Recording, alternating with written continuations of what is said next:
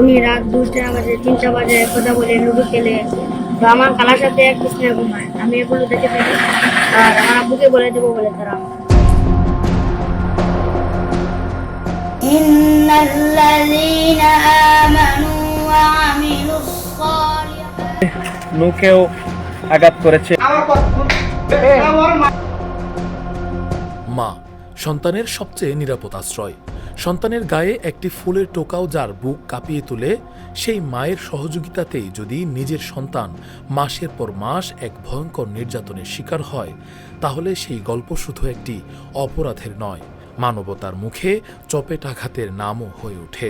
আমি আগে মাদ্রাসায় পড়ালেখা করতাম, তারপর আমাকে মাদ্রাসা থেকে নিয়ে এসে বাসায় অত্যাচার করে, এমনকি আমাকে গামছা দিয়ে হাত বেঁধে মুখ বেঁধে গ্রিলের সাথে বেঁধে গেলে। সিলেটে 11 বছর বয়সী হিফজ শিক্ষার্থী তাহসিন আহমদ মিজানকে ঘিরে উঠে আসা ভয়াবহ নির্যাতনের বর্ণনা পুরো দেশকে নাড়িয়ে দিয়েছে।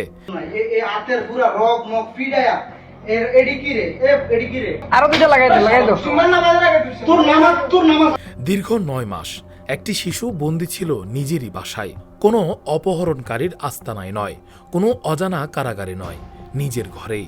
আর সেই ঘরেই চলেছে অমানবিক নির্যাতন। অভিযোগ উঠেছে তাহসিনের শরীরের এমন কোনো অংশ ছিল না যেখানে আঘাতের চিহ্ন নেই।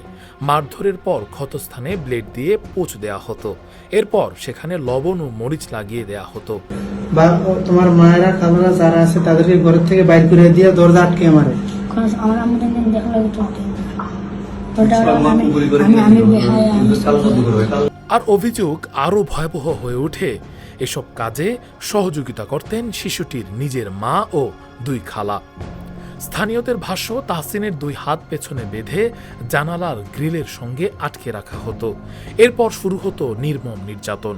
শিশুটির চিৎকারে আশপাশ কেঁপে উঠলেও বাসার দরজা জানালা বন্ধ থাকায় পুরো ঘটনা কেউ বুঝতে পারেনি।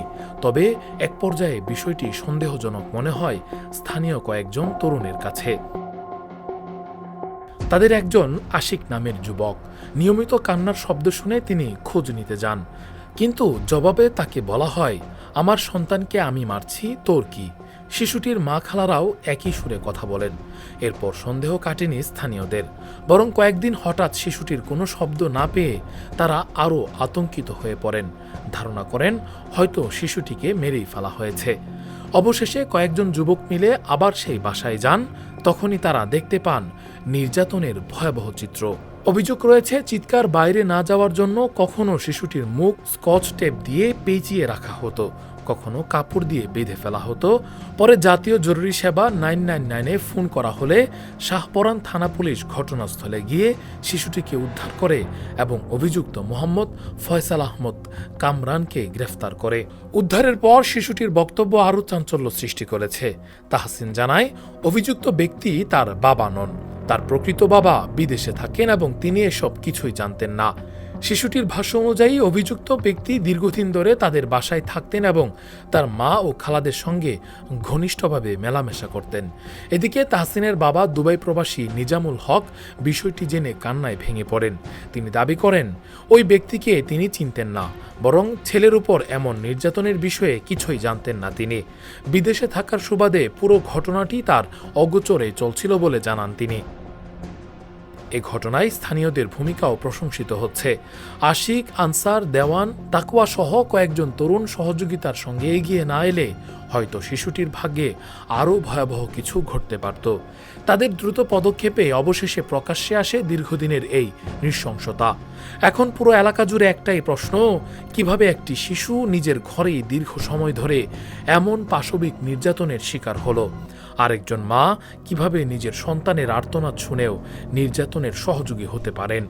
শাহপরান থানা পুলিশ জানিয়েছে, ঘটনাটি অত্যন্ত গুরুত্বের সঙ্গে তদন্ত করা হচ্ছে। শুধু মূল অভিযুক্ত নয়, যাদের বিরুদ্ধে সহযোগিতার অভিযোগ উঠেছে তাদের ভূমিকাও খতিয়ে দেখা হবে। স্থানীয়দের দাবি, এই ঘটনায় জড়িত প্রত্যেকের দৃষ্টান্তমূলক শাস্তি নিশ্চিত করতে হবে, যেন আর কোনো তাহসিনকে এমন বিভীষিকার মধ্য দিয়ে যেতে না হয়। রাকিবুল ইসলাম রইস, ফেস দ্য পিপল।